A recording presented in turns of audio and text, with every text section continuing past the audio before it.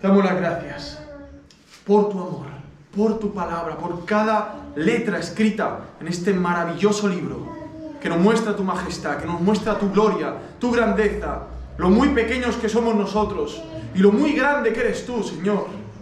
¿Qué necesidad tenemos tan grande de seguir viendo lo muy minúsculos que somos ante tu grandeza y majestad y a la vez oír que tú nos llamas hijos, que tú nos llamas amados? Eres glorioso, no hay Dios como tú, eres único. Y para eso queremos estar aquí, para adorarte, para que nos animes a adorarte en esta semana que ahora entraremos. Cristo Jesús, gracias por estar aquí. Gracias por tu presencia. En tu santo nombre. Amén. Hermanos, en esta serie de Judas seguimos versículo a versículo. Y hoy toca el versículo 3 y el versículo 4 de la epístola de Judas. Si os acordáis del sermón pasado, estuvimos hablando cómo Judas, ese medio hermano de Jesús, es llamado, se autodenomina a sí mismo esclavo de Jesucristo, ¿no? Y después cuenta cómo él llegó a ser esclavo y lo habla en un solo saludo, diciendo así: a los llamados. Y ahí hablamos de la naturaleza, ese llamamiento, ¿no?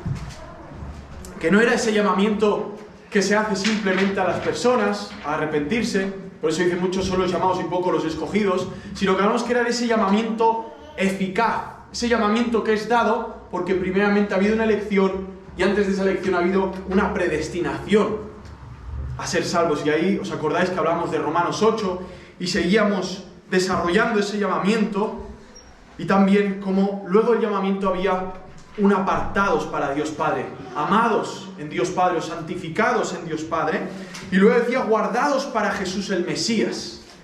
Y ahí hablamos de esas doctrinas fundamentales, ¿no?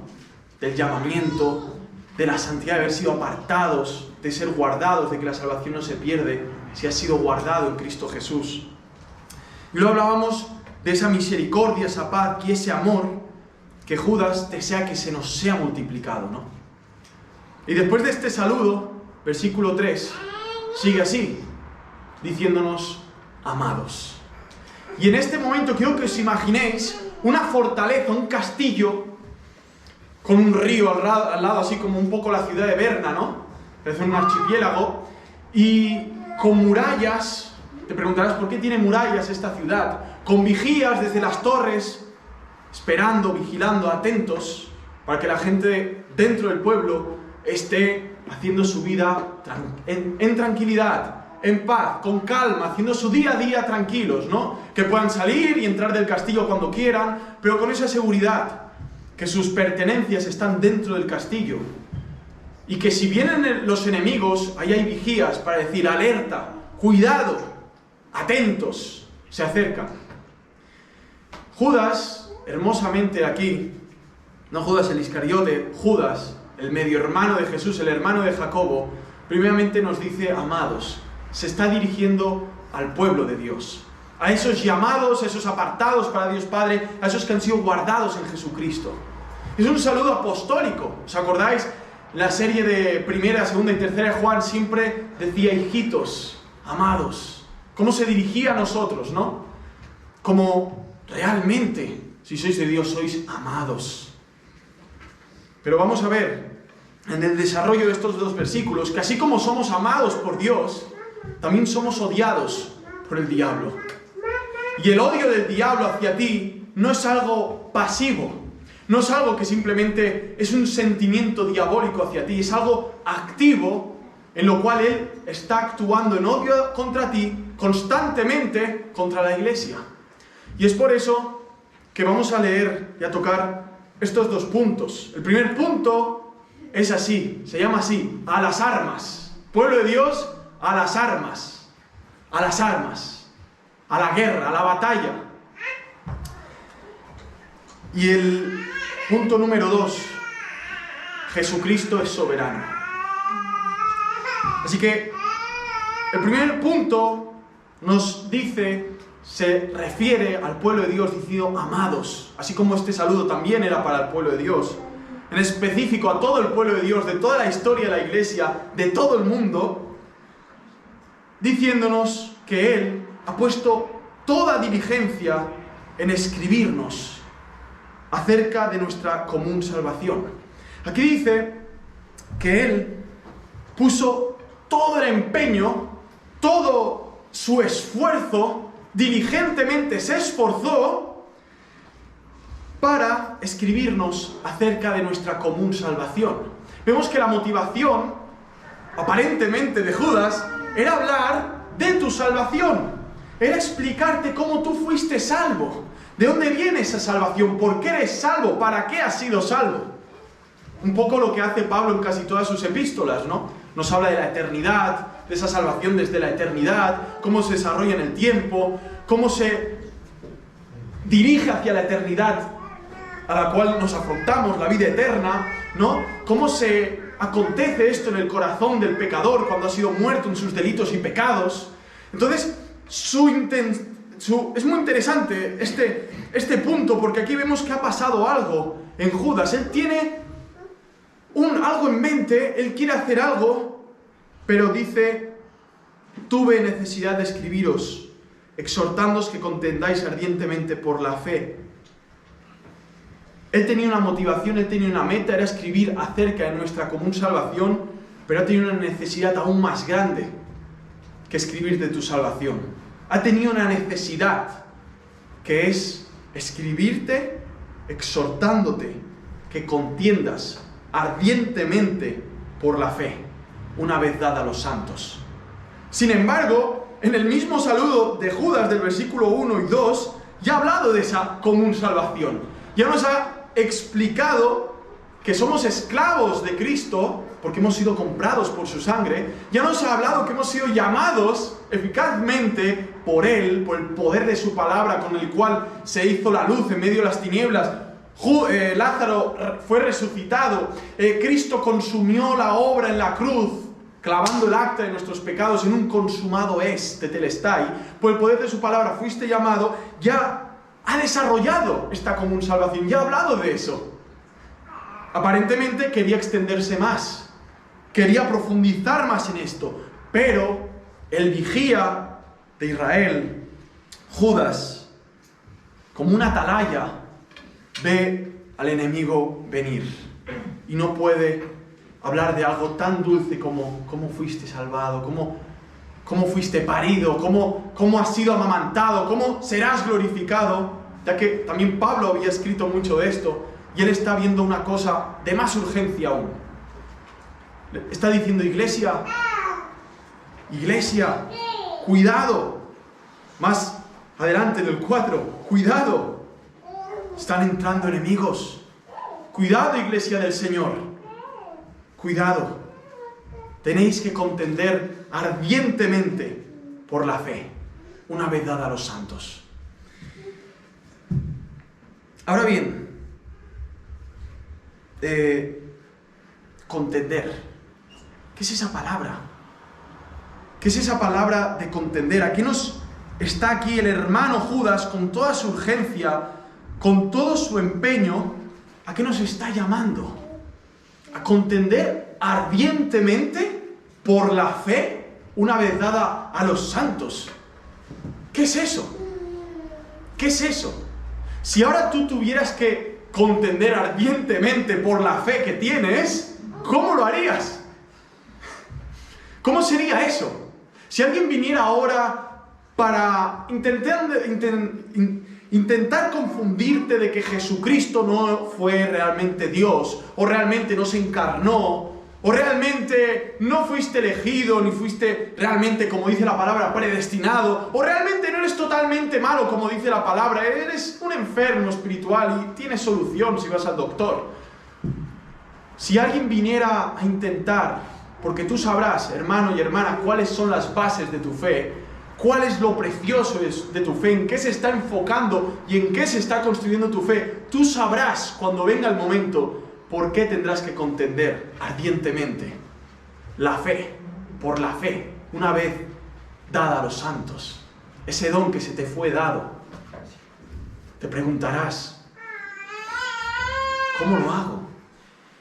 Te preguntarás: ¿qué es la fe? ¿Qué es eso de la fe? Bueno, vamos a hablar de la naturaleza primeramente, de cómo es contender y, curiosamente, la palabra, Pablo, nos habla que no seamos contenciosos.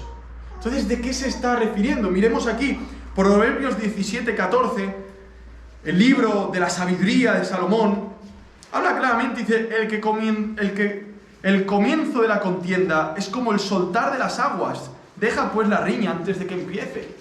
No seamos contenciosos, no seamos peleones. Tito 3:9, pero evita controversias necias, discusiones que no sirven para nada. Pero evita controversias necias, genealogías, algo muy típico entre los judíos, ¿no? Mi genealogía, yo vengo de Benjamín, ¿y tú? Yo vengo de Judá. Ah, sí, vamos a estudiar a ver quién era tu abuelo, tu bisabuelo, tu tatarabuelo. Y así estaban, tardes, con un buen mate, un cafecito, y ahí estaban la vida. De genealogías, discutiendo de las tribus de las que venías tú. Pero si esto ya era en la iglesia, ¿qué estás haciendo? ¿Qué importa quién era tu abuelo, tu bisabuelo, o de dónde vinieras? ¿Qué más da? ¿Eres de Cristo o no? Eso es lo que importa. Eso es lo que importa. Por eso se le dice a Tito, evita eso. Contiendas y discusiones acerca de la ley. Que si era la menta, que si era el eneldo, que si era la palomita al 8º día de la circuncisión. Todos esos detalles y puntitos de la ley.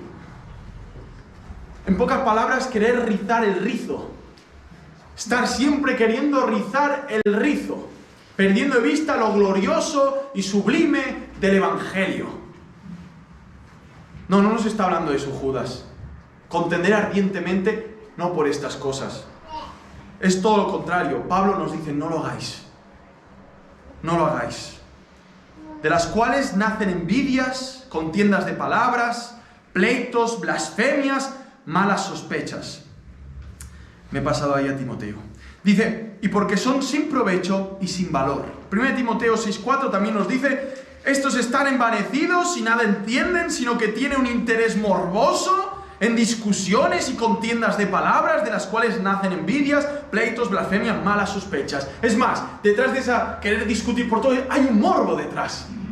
Y están escondiendo realmente el tema que les puede afectar directamente y por eso ponen cortinas de humo. Discusiones de cosas tontas, cosas que no tienen valor, cosas que ni te van ni te vienen, no afectan a tu matrimonio para bien, ni a la crianza de tus hijos, ni como trabajador, ni como miembro de la iglesia, ni como un hombre llamado por Dios para predicar el evangelio a las naciones. No es útil. Por eso nos dice que no seamos contenciosos. 2 Timoteo 2:24, y el siervo del Señor no debe ser rencilloso, sino amable para con todos, apto para enseñar, sufrido. Qué difícil es eso. Yo me acuerdo una vez discutiendo en Barcelona con musulmanes, testigos de Jehová. Nos íbamos al final por las ramas, por ahí. ¿Qué quiere Mahoma? Que esto está muy bien. Y después vamos a ver que la apologética es la defensa de la fe. Con la razón, con el raciocinio. Está bien, pero cuando todo eso se desvía del tema central, que tanto y urgentemente necesitamos, que es el Evangelio de Jesucristo, se te va a ir la olla, se te va a ir la cabeza, te vas a volver loco y los de fuera al final van a decir, ¡qué desastre! Por eso dice también Romanos 16:17, y os ruego, hermanos, que vigiléis a los que causan disensiones y tropiezos contra las enseñanzas que vosotros aprendisteis y que os apartéis de ellos. Disensiones. Romanos 13:13, andemos decentemente. También pone, imaginaos, dice, andemos decentemente como de día, no en orgías y borracheras, no en promiscuidad sexual y lujurias, no en pleitos y en envidias. El pleito, la contienda, las discusiones sin sentido están puestas en la misma lista inmoral que la borrachera, que el adulterio y que todo eso. Es un pecado, ¿entendemos? Y por lo tanto no va a traer vida, va a traer muerte. No va a traer gozo, va a traer tristeza. Es interesante. Filipenses 2:14 dice, haced todas las cosas sin murmuraciones ni discusiones. Tito 2:9 sigue hablando. Interesante. Ahora bien, ¿qué es realmente lo que nos está diciendo Judas aquí? Cuando lees la palabra, exhortándoos que contendáis ardientemente. ¿Pero por qué? ¿Por genealogías? ¿Por opiniones propias? Que creo yo que es verdad, pero al final la Biblia no dice ni sí ni no. ¿De qué está hablando? Habla de contender acerca de esta fe que nos ha sido dada. Esta fe que es un don de Dios. Matthew Henry dice en su comentario: aquellos que han recibido la doctrina de esta salvación común deben luchar por ella fervientemente, no furiosamente. Mentir por la verdad es malo, regañar por ella no es mejor. Los que han recibido la verdad deben luchar por ella como lo hicieron los apóstoles, sufriendo con paciencia y coraje por ello, no haciendo sufrir a otros si no abrazan cada noción que llamamos fe o importante. Debemos luchar fervientemente por la fe en oposición a aquellos que la corromperían o la depravarían, que se arrastran desprevenidos y que se deslizan como serpientes. Y esos son los peores de los impíos, de lo cual va a hablar en el versículo 4, que se animan a pecar con valentía, porque la gracia de Dios ha abundado y todavía abunda tan maravillosamente, y quienes están endurecidos por el alcance y la plenitud de la gracia del Evangelio, cuyo diseño es entregar a hombres del pecado y traerlos a Dios. Es interesante en 1 Pedro, porque el libro de Judas, la epístola de Judas, va muy conectada a la epístola de Pedro, que dice así, 1 Pedro 3:15. Dice así: sino santificad a Cristo como Señor en vuestros corazones, estando siempre preparados para presentar defensa ante todo el que os demande razón de la esperanza que hay en vosotros. Presentar defensa. Esta palabra que tenemos aquí es griego apologética. Apolo es defensa. Y gética viene de lógica. Defender lógicamente, con argumentos, con fundamentos. Presentar defensa. ¿Qué carga es esta, no? Porque tú te preguntas, bueno, ¿y cómo yo defiendo este don que se me ha sido dado? ¿Cómo yo contiendo ardientemente? ¿Conoces la fe que se te ha sido dada? Si ahora se nos dijera qué es la fe, podríamos responder: la fe es la esperanza de lo que se espera, de la convicción de lo que no se ve. Tiene un objetivo claro la fe. La persona de Jesucristo que no vemos, pero existe y es real en nuestras vidas. Ahora bien, esta fe que se deposita en este objetivo, Jesucristo, ¿cómo podríamos creer en Jesucristo y en todo lo que es Jesucristo y todo lo que ha hecho Jesucristo? ¿Cómo podríamos presentar defensa cuando nos digan que Jesucristo realmente no vino en cuerpo humano? Era el contexto. Los gnósticos, enemigos principales aparte de los fariseos y saduceos, los gnósticos griegos decían que esto de aquí era malo, era pecaminoso, era pecado. De forma que cuando yo pecaba, no era yo, era mi cuerpo. Entonces, puede pecar todo lo que quiera, no yo, mi carne. Eso era un argumento que se extendía por las iglesias. Y si tú venías de los vicios y te costaba dejarlos, te decían, me gusta esta doctrina, mira, no tengo que confrontar mi pecado porque como es mi carne, no tiene importancia. Pero eso también resultaba mucho más lejano, mucho más peligroso. Y era esto: si Dios se hizo hombre, se encarnó, entonces también tuvo pecado Cristo porque la carne es mala. Entonces no se encarnó, imposible, ¿cómo se va a encarnar? Lo que vemos como la brecha del Titanic se abrió un poquito, no es una brecha, no pasa nada. De litros entraron toneladas y de toneladas el barco se partió. Y aunque los violinistas y la orquesta del Titanic se venían cantando, agua entraba y el barco se hundía. Y eso es lo que empiezan a hacer. Las falsas doctrinas sutiles, media verdades empiezan a entrar.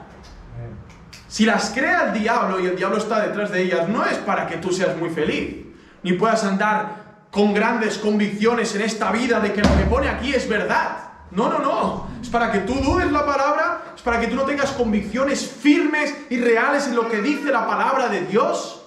Da igual qué versión, la palabra de Dios, firme, porque las grandes verdades están claras, aun en la asquerosa Biblia del Nuevo Mundo, si hay verdades ahí, las hay. Las hay, por las cuales podrías confrontarlos de cara. Las hay. Y si están ahí, es para que andemos. Andemos. No siendo pusilánimes, no siendo miedosos, sino cuando toque presentar defensa, la presentemos. Pero para eso deberás conocer la fe. ¿Qué es la fe? ¿Qué es esa? ¿Qué es por lo que vives? El justo por la fe vivirá, dice la palabra. Para andar en el Espíritu hay que tener fe. Y la fe es un don de Dios que se tiene también que alimentar, nutrir. Contended ardientemente por la fe. Vemos que Pablo contendía. Aunque decía que no seamos contendidos, cuando se trataba de contender ardientemente por la fe lo hacía. Y lo vemos en Hechos 19:8. Dice, entró Pablo en la sinagoga y por 3 meses continuó hablando denodadamente, discutiendo y persuadiéndoles acerca del reino de Dios. Qué interesante, ¿no? Qué interesante. Pedro dice presentad defensa. Pablo vemos en el libro de Hechos que va por las sinagogas contendiendo con todos los judíos. ¿Pero acerca de qué? Acerca de que él cogía los salmos mesiánicos, cogía las profecías de Isaías, cogía todo lo que habla del Mesías del Antiguo Testamento y se lo metía en las narices y decía, ¿no lo veis? ¿Qué es que no lo veis? Y ahí ardientemente presentaba defensa diciendo, es el Mesías, vino, lo crucificasteis y aún queréis esperar a otro. ¿Qué estáis locos? Y ese era el tema central de sus discusiones. Ahora que te quieres sentar a hablar de todas las cosas, siéntate a hablar. Pero te das cuenta cuando es en la carne que lo estás haciendo. Porque el Espíritu Santo ni te acompañará, ni te bendecirá con el gozo que realmente trae una discusión bíblica. Realmente donde hay apología, defensa de la fe, de las verdades. Ahora bien, ahí ya hemos visto a Judas en los muros, gritando, el enemigo está, y ahora vamos a ver el segundo punto, el enemigo ha entrado. No cerramos las puertas a tiempo. Ha entrado. Y tiene que entrar, hermanos. Gloria a Dios por estos hombres que se van a definir ahora en el versículo 4. Porque es ahí donde la iglesia se fortalece, se afirma. Acordaos cuando el pueblo de Israel decía, dejo los enemigos en la nueva tierra para que aprendáis a luchar. Y así fue. Tuvieron que entrar y conquistarla. Dios los podría haber quitado así. Oye, os la doy y ya está, lo tenéis todo hecho, fácil. No, no, no. Yo voy a dejar todas esas tribus paganas, muchos con gigantes, como Goliat y todos esos, y los voy a dejar ahí para que aprendáis a luchar. Dios podría solamente traer gente bíblica, santurrones, gente intachable, pero no, aquí entra de todo. Y esperaos que si el Señor quiere traerá mucha gente, si Él quiere. Y por eso Milko dice, hay que empezar una nueva obra. Esto ya no cabe, vamos por otro lado. Porque las ganas no es la de la cantidad, sino de la calidad. Y ese era el deseo de Judas, contender ardientemente por la fe, una vez dada a los santos, apartados, santo, apartado para Dios. Así se refiere siempre a la iglesia de Dios, los santos. Del Antiguo, Nuevo Testamento, la iglesia del Dios vivo. Los santos, los apartados para Dios. Y Dios no puede apartar pecaminosos, Dios los purifica, los aparta, los llama, los hace esclavos. Como así saludaba Judas en el versículo 1. Ahora bien, ¿por qué todo esto? ¿Por qué Judas gritando de las murallas? Contended, hermanos, por la fe, ardientemente. Contended, tomad las armas, tú que estás ahí durmiendo, toma la espada y levanta. Y el hermano, en vez de coger la espada, coge la fregona. No, la fregona no, la espada. ¿Qué es una espada? No sé qué es una espada. Como me hicieron puré todos los días y me dieron de comer en puré, no supe ni masticar. No tengo ni dientes. No, la espada, la palabra. sabes usarla, la conoces, te sumerges, la disfrutas, la vives. Que Dios nos ayude. Que Dios nos ayude. Todo esto, ¿por qué? Versículo 4. Porque han entrado disimuladamente ciertos hombres impíos. La palabra aquí, disimuladamente, también es furtivamente, camuflados, con intenciones, han entrado.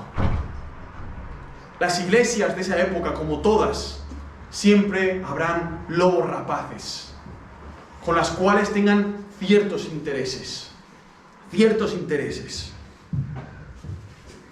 Es por eso que la iglesia del Señor tiene que estar al tanto. Vamos a ver la naturaleza de estos hombres impíos, de estos hombres que entran disimuladamente. Primeramente son hombres impíos, gente que aunque pueda aparentar piedad, no son piadosos, no viven en Cristo Jesús, no son esclavos de Cristo, son esclavos de la carne y de los placeres de este mundo, son esclavos del diablo. Segundo punto, estos personajes son ya destinados desde antiguo para este juicio. Lo podéis leer allí. Estos impíos son ya destinados desde antiguo para este juicio. Y aquí la palabra en griego no es predestinados. Ojo, destinado y predestinado no es lo mismo. La palabra predestinado puede ser proginosko. Predestinado aquí es un conocimiento no solamente intelectual, sino íntimo y personal. Adán conoció a Eva y tuvieron a Abel. Es un conocimiento íntimo. Cuando dice, yo no os conozco, apartaos de mí, hacedores de maldad, está diciendo, no ginosco, no hay un conocimiento intelectual, porque sois hacedores de maldad y por eso os desecho al infierno, sino que no os conozco íntimamente. Cuando hablamos de la predestinación aquí es que Dios te conocía antes de la fundación del mundo, íntimamente, personalmente. Cuando aquí habla de destinados, habla de griego grafo, escritos antes de. Y aquí vamos a tocar un tema un poco tierno, sensible, estudiando la institución de Calvino. Él mismo lo dice, es un tema donde muchos lo han agarrado para distorsionar las grandes verdades de la Biblia, la identidad de la iglesia. Es curioso porque, leyendo comentaristas, porque no me siento capaz de yo mismo sumergirme de forma que no escuche esos hombres desde que hace 2000 años que han estado en la historia, estudiando estos textos, luchando contra todos los que han querido engañar a la iglesia. Me he sumergido un poquito para ver qué dicen esos hombres sobre estos temas, ¿no? ¿Cómo que estos impíos fueron escritos, ya fue escrito sobre ellos desde antes? ¿De qué está hablando? ¿De qué está hablando? Bueno, hay un teólogo llamado Jokema que dice así, y dice,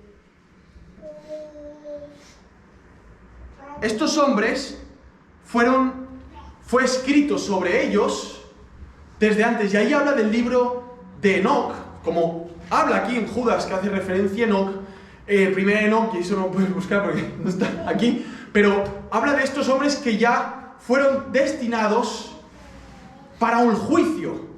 Y ahora quiero que pienses en esta palabra. Si tú no te cepillas los dientes, si tú comes todo el día azúcar, chuches, como se llame, ¿no? Dulces y todo eso, y no te cepillas los dientes, ni tienes un mantenimiento, ¿cuál es el destino para tus dientes? ¿Caries? ¿No? Quedarte sin dientes. O tenerlas pero negras, sucias, fatal. ¿Cuál es el destino de estos hombres? Desde el principio, que su deseo es solamente, como va a poner aquí, usar la gracia de Dios para el libertinaje. Vamos a mirarlo mejor, en un contexto familiar, con los que estuvieron el viernes. 1 Samuel 2. Vemos aquí los hijos de Elí, Ofni y Finés. Dice que eran sacerdotes del Dios Altísimo. Sin embargo, dicen estos textos que ellos en la puerta del templo, mira lo que hacían, se acostaban con las mujeres, o sea, hacían lo que querían, se acostaban con las mujeres, y la carne sacrificada para Dios, a sus siervos decían, ese chuletón me encanta, tráelo para aquí. Y en vez de sacrificarlo para el Señor, se lo comían ellos. Bueno, dice que ante Dios eran impíos y que Dios se había dispuesto a matarlos. Pero también dice que eran hijos de Belial. Y la palabra Belial aquí es una palabra bastante fuerte, porque también hace mención al mismo diablo, Belial. Sin embargo, Belial también tiene un significado en hebreo que es sin valor. Estos personajes para Dios no tienen valor. No tienen valor. ¿Por qué? Porque Dios, y acordémonos, en su justicia no tiene por qué tener valor del hombre. Cuando el hombre lo que hace es escupirle a la cara, pisotear la ley de Dios y decirle, Dios, tú no eres realmente el que me va a satisfacer a mí y me va a dar a mí la vida eterna, y por eso construyo falsos dioses. Dios en su justicia aquí no tiene que perdonarte, ni condescender, ni darte la mano, ni darte su misericordia. Lo que tiene que hacer Dios aquí es desenvainar la espada justa de su ley y cortarte la cabeza y luego mandarte al infierno. Eso es lo que tiene que hacer por su justicia. Por lo tanto, si Dios en su eternidad sabía que nuestro destino, el de todos, iba a ser el infierno, ¿quién eres tú, vaso de barro, para altercar con Dios, si en su misericordia ha querido apartar a algunos para la honra y gloria de su nombre? ¿Quién eres tú, vaso de barro, nosotros miserables vasos de barro, para altercar con el alfarero que nos quitó esa masa repugnante y nos ha moldeado para la gloria de su nombre, para apartarnos eternamente para su honra? ¿Seré yo el que le diga a mi madre, mamá, ¿por qué me has pegado un cachete? Bueno, ¿por qué te has portado mal, hijo? Porque hay normas en la casa. Por amor. Y aunque no lo entienda porque me duela, ya lo entenderé más tarde. Ya lo entenderemos en la eternidad. Muchas cosas que ahora no entendemos. Porque Él es Dios y nosotros hombres.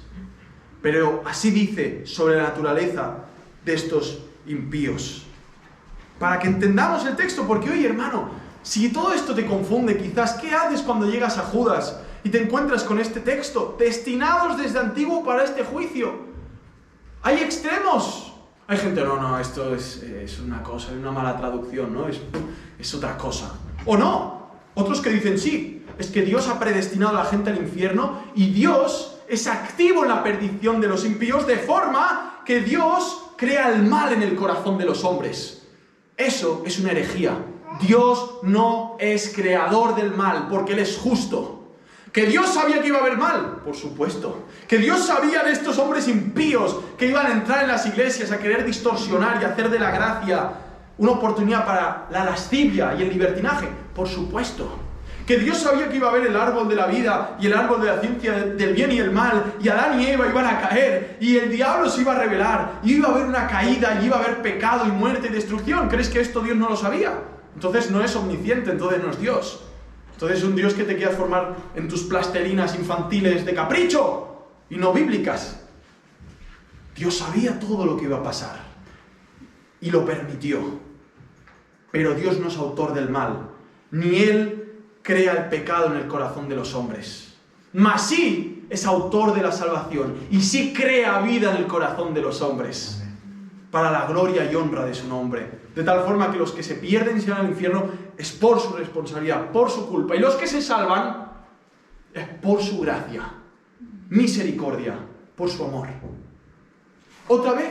¿Quién eres tú, vaso de barro, para discutir con Dios? Dios es justo, no es autor del mal, es soberano, Él sabe lo que hace.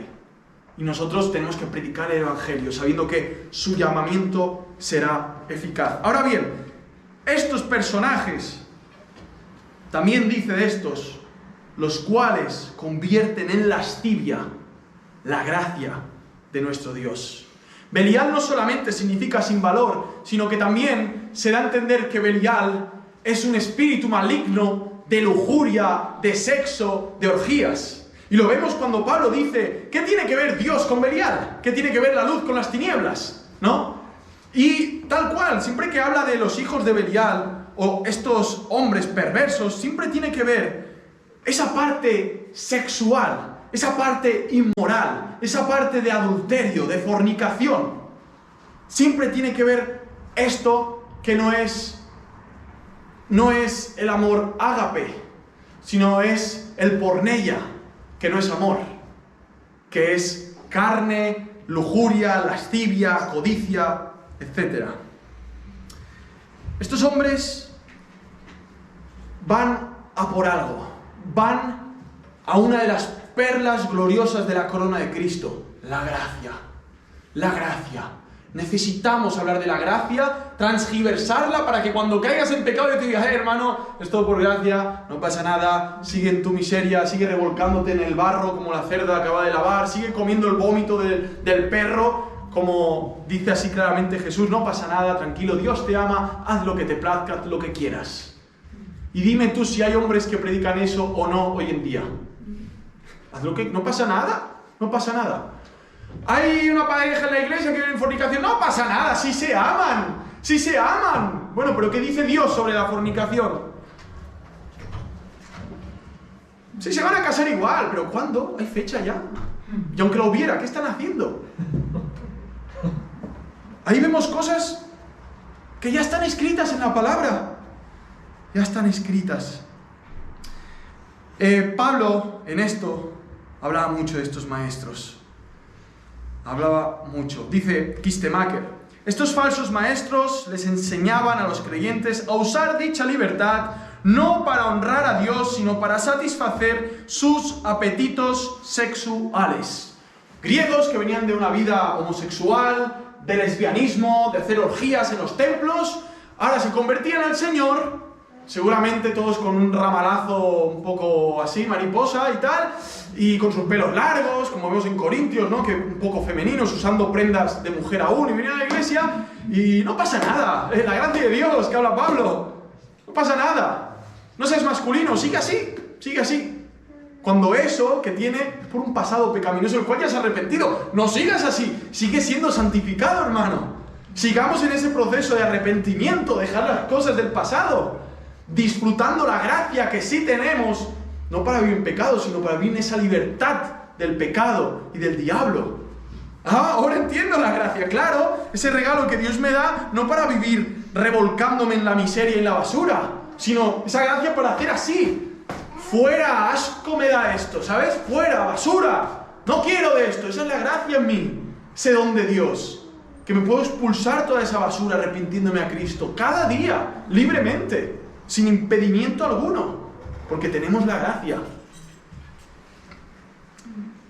Gálatas 5:13 dice, porque vosotros, hermanos, a libertad fuisteis llamados, solamente que no uséis, Aquí vemos el hilo de la idea, ¿vale? El hilo del argumento. Cómo Judas no va separado de Pablo, ni Pablo de Pedro, está todo en un conjunto. Dice Gálatas 5:13, porque vosotros, hermanos, a libertad fuisteis llamados, solamente que no uséis la libertad como ocasión para la carne, sino servíos por amor los unos a los otros. Estaba esa mentalidad, soy libre, hago de lo que quiera. No uses esa libertad para la ocasión de la carne. ¿Qué dices? Que no va por ahí la cosa. 1 Pedro 2:16 dice, como libres, pero no como los que tienen la libertad como pretexto para hacer lo malo, sino como siervos de Dios. Estas personas pervierten las enseñanzas de la palabra de Dios, entregándose una vida de inmundicia sexual. La expresión...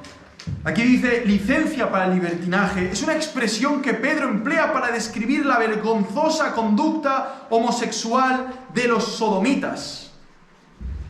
¡Qué fuerte! Según de Pedro 2:19, les prometen libertad y son ellos mismos esclavos de corrupción, porque el que es vencido por alguno es hecho esclavo del que lo venció.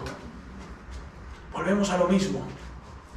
Predicadores que te prometen libertad. ¡Sí, eres libre! Y cuando ves su vida dices, pero...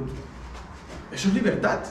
Eres un adicto a la pornografía, eres un adicto al alcohol, eres un adicto a la mentira, no puedes parar de mentir. ¿De qué libertad me estás hablando?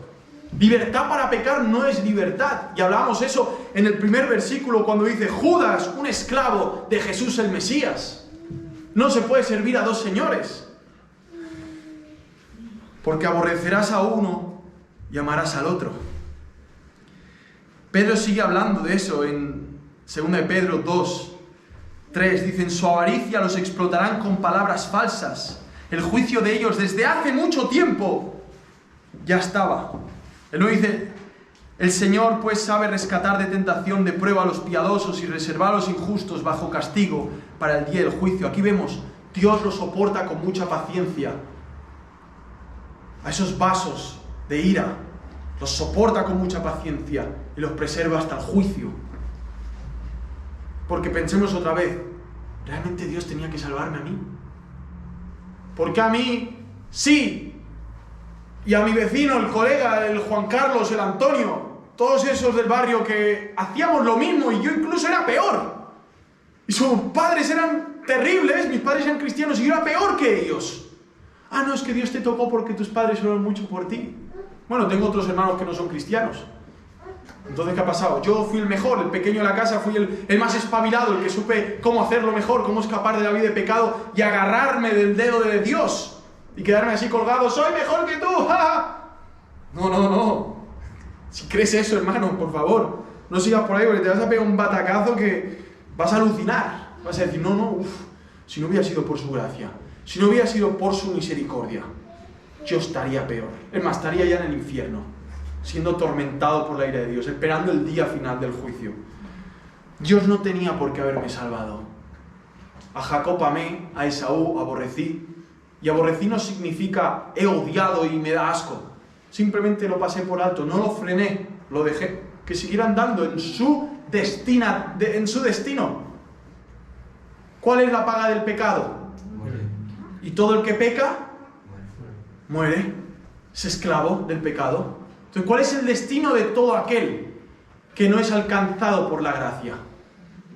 El infierno. ¿Pero Dios los fuerza para que se vayan al infierno? No hace falta. Ellos mismos corren hacia el infierno. Y aunque te pongas a su lado gritando, ¡No! ¡Frena! ¡No sigas! Te mirará y dice, cállate la boca y no me comas la cabeza, y seguirá corriendo. Y tú, ¡qué insensato! ¡Está loco!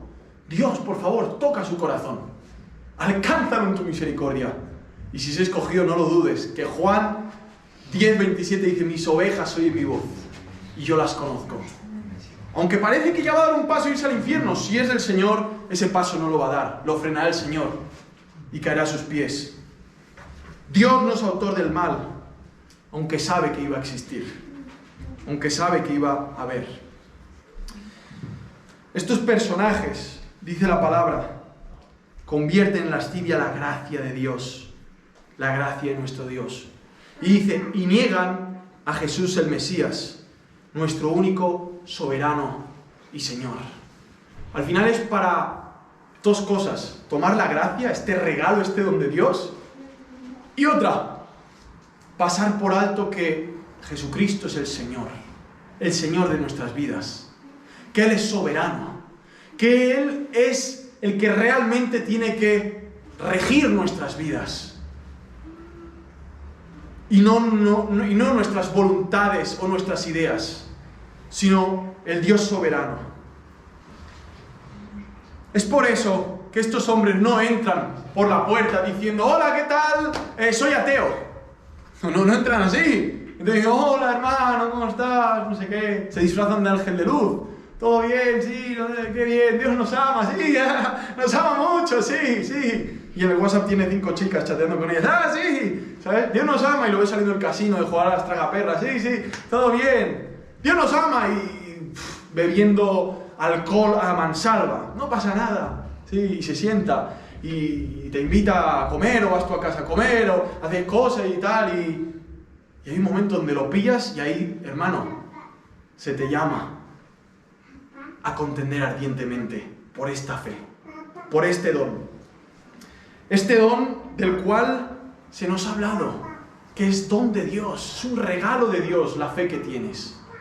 Y no puedes permitir que nadie la pervierta, ni nadie la pueda desvirtuar, o la pueda disminuir, o la pueda llevar a enfocarse en alguien o algo que no sea Jesucristo y el Evangelio. No solamente algo básico. No te equivoques. El Evangelio no es básico. El Evangelio es el suelo, las paredes, las puertas, las ventanas y el techo de la casa. No es algo que ya sé el ABC del Evangelio. ¿Qué puedo aprender ahora, maestrito de turno? Bueno, ahora puedes aprender cosas más profundas. Vamos a hablar de los ovnis y los extraterrestres. Y tú, vale, voy a ser más santo, más piadoso, voy a sumergirme más, ¿no?, en la presencia de Dios. Si quieres estudiarlo, estúdialo, pero no creas que eso va a aportar muchísimo a tu vida como realmente lo puede hacer el Evangelio de Jesucristo. No te engañes, porque es mentira. El Evangelio de Jesucristo es lo más precioso que tienes, lo más hermoso, y es por lo que Pablo sí contendía. Cuando se tocaba el Evangelio, porque los judaizantes decían, hay que circuncidarse también, así que tú, gentil, que tienes 40 años, córtate ahí el pellejo y aunque vas a flipar de dolor, vas a ser más piadoso. Y Pablo decía, ¿cómo? O sea, sacaba el cinturón y vamos, se liaba castañas si hacía falta. ¿Por qué? Porque era el Evangelio, no la circuncisión. Pero es que también tenía la otra parte, llegaba uno y dice, sí, la gracia de Dios, ese don inmerecido del perdón por el cual ahora somos libres, pero también podemos ir al templo con los paganos, porque ahí tengo mi primo y mi prima que hace striptease por ahí por el templo, ¿no? Eso hacían en Grecia. No es que he ido a verlo. Y tal, etcétera, y podemos ir, sí, también, ¿no? Porque también hacen unos banquetes hermosos ahí en el templo de Zeus y comemos todos carne y no pasa nada, sí, hay homosexuales por ahí, no. Y Pablo decía, no te sientes con esa gente, ni toques su ropa. No te metas ahí, ¿dónde vas? Es como si te invitan a un cine de pornografía, no, ven, una peli que no veas, ¿sabes? No, tú no mires con esos ojos, míralo con la parte científica, estudiamos la antropología humana, el cuerpo humano. Ven al cine a comerte unas palomitas conmigo. Tú ahí, hermano, si ese tipo dice ser cristiano, contiende ardientemente por la fe que una vez fue dada a los santos. Cuando al final vemos que el diablo está detrás de estos hombres, porque nuestra lucha no es contra carne ni sangre, ahí es cuando, y que Dios nos ayude, a mí primero, cómo contender sin estar airado, cómo contender siendo amable, siendo amoroso y con la finalidad de al final que entienda que el Evangelio es fundamental para la vida y no es una opción en tu abanico de cosas importantes, sino que es el centro del Evangelio de Jesucristo. Porque al final vemos que el diablo está detrás, queriendo siempre negar a Jesús el Mesías, nuestro único soberano y Señor. No puede haber otro Señor en nuestra vida. Porque es que es lógico. ¿Cómo otro va a ser Señor en nuestra vida si Él es el más hermoso, el más glorioso, el más sublime? O sea, ¿quieres someterte a otras personas? Sométete, pero al final, ¿quién es el Señor de señores? ¿Quién es el único que te da confianza y esperanza? El único que te da aliento en el desaliento. El único que te ilumina en medio de las tinieblas, que te da amor por los perdidos en medio de la irritación. ¿Quién es? Jesucristo. El único. Hermanos, para finalizar, vemos que si fuimos salvos por gracia, es para poder vivir conscientes de su soberanía, conscientes de su señorío. Es para poder vivir por la fe en Él, pero una fe que tiene que ser alimentada, una fe que es como la pala para cavar hondo en Dios, en la obra de Dios, en el Padre, en Jesucristo, en el Espíritu Santo, en su palabra. La fe, un instrumento, un medio. La fe no es el fin, es un instrumento para poner nuestros ojos en el autor y consumador de la fe. El autor de este don que tenemos, por el cual vivimos y nos aferramos en los momentos más turbulentos de nuestra vida, se nos ha sido dado para que Él sea glorificado en nuestras vidas. ¿No te da gozo eso, hermano? ¿No te da gozo? ¿Y no te da fervor? y celo por la casa del Señor, por la iglesia, por el pueblo de Dios, de querer cultivar mejor y más tu fe para el día de mañana que te toque hacer una defensa de tu fe, que tengas que contender ardientemente, no solamente por herejías teóricas, sino también por conductas de vida que también atacan nuestra fe. Porque no solamente es algo teórico, también es defender la fe con nuestras vidas, con la forma de vivir, al confrontar también a aquellos que quieren hacer de la gracia una excusa para vivir una vida de libertinaje. Todo esto, hermanos, Judas, cuando escribía esto, el medio hermano de Jesús, aquel que desde la infancia pudo ver a este ser tan glorioso, tan perfecto, tan sublime, y pudo verlo, y pudo crecer, y lo pudo despreciar también, no creyendo en él desde su juventud, sino que tuvo que experimentar esa transformación. Pudo ver como su hermano Jesús también confrontaba. Y cuando les tenía que decir a ellos, mi padre y mi madre son todos los que hacen la voluntad de mi Padre en los cielos, ahí veías que Jesús no se dejaba llevar por el familiarismo de esos que, Jesús, tu madre y tus hermanos. Y él tenía que someterse, oh, ¿qué queréis, familia? No, estoy haciendo la obra de mi Padre Celestial. Vemos que Jesús presentó defensa y Judas lo pudo ver. Como siempre dejó claro el camino Jesucristo. Ante los fariseos, ante los romanos, ante quien fuera. Y siempre dejó claro, yo soy el camino, la verdad y la vida. Nadie puede entrar, nadie puede venir al Padre si no es por mí. Lo decía tan claro, siempre. No pactaba en eso, no era flexible en eso. Mas sí se acercaba a la prostituta, al leproso, al publicano. Esa gracia la tenía y la extendía. Pero cuando se trataba de defender la verdad, se ponía delante. Iglesia del Señor, que podamos, por la ayuda y gracia de Dios, ser así, de forma que cuando vaya llegando gente, discernimiento, cuidado quien está entrando, cuidado quien quiere ser miembro de esta iglesia. No hay que bajar las armas, al tanto, cuidado.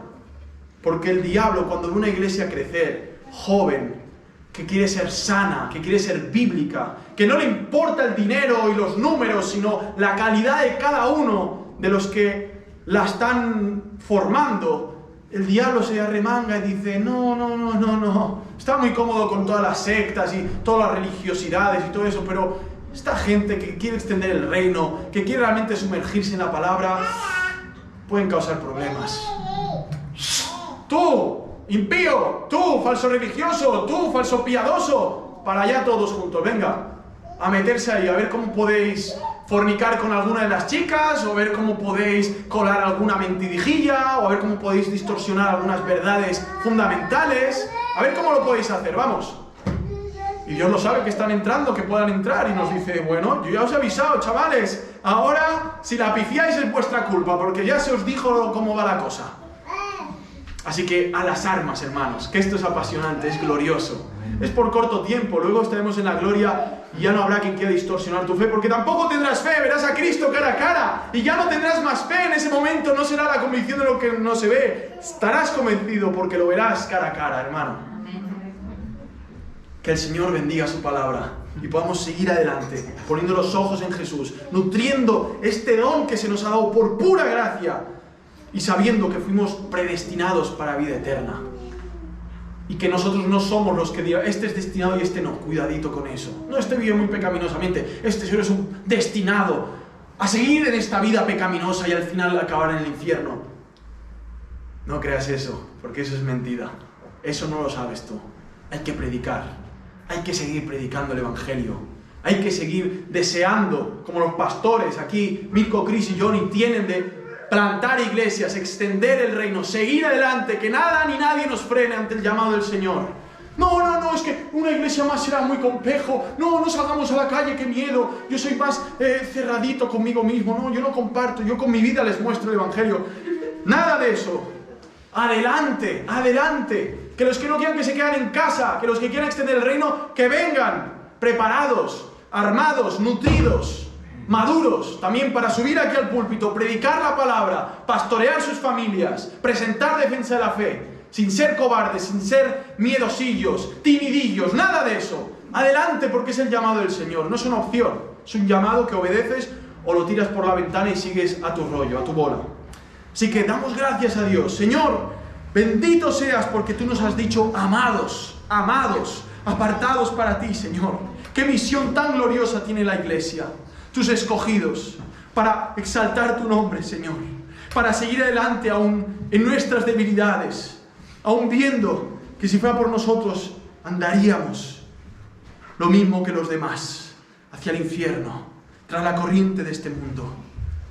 Amado Señor, te suplicamos, Dios, que nos des la humildad y la reverencia para someternos a tu palabra, para saber que por nosotros no podemos y te tenemos que suplicar que nos ayudes, que nos capacites, que nos des esa gracia para ardientemente contender por la fe que nos ha sido dada, para seguir nutriéndola, Señor, para seguir aprendiendo, pero que nada de eso nos aparte del Evangelio, sino que nos sumerja más en Jesucristo y en el Evangelio.